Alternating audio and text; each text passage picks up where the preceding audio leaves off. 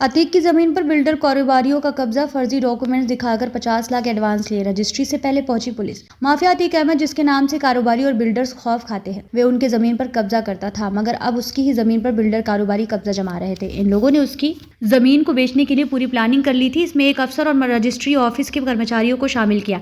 इसके बाद जमीन के फर्जी कागजात दिखाकर एक शख्स से 50 लाख रुपए भी ले लिए थे, मगर मामला पुलिस तक पहुंच गया। रजिस्ट्री से पहले पुलिस ने जमीन को अपने कब्जे में ले लिया। अब इस जमीन की कुर्की हो गई।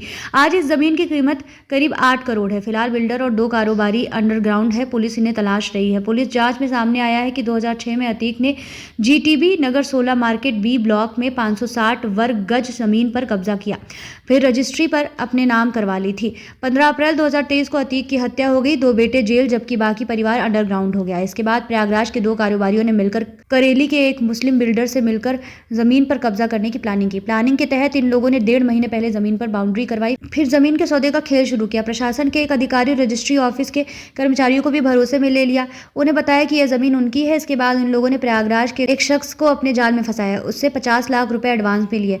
उसे 2006 के पहले के दस्तावेज दिखाकर बताया कि यह जमीन किसान के नाम पर है।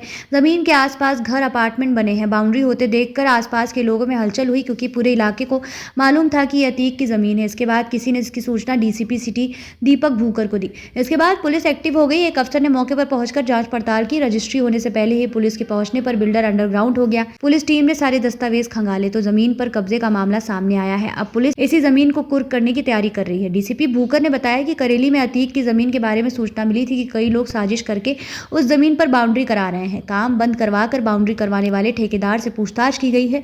अब इस जमीन की कुर्की की कार्रवाई हम करने जा रहे हैं। पूर्व ब्लॉक प्रमुख मंसूर की थी ये जमीन।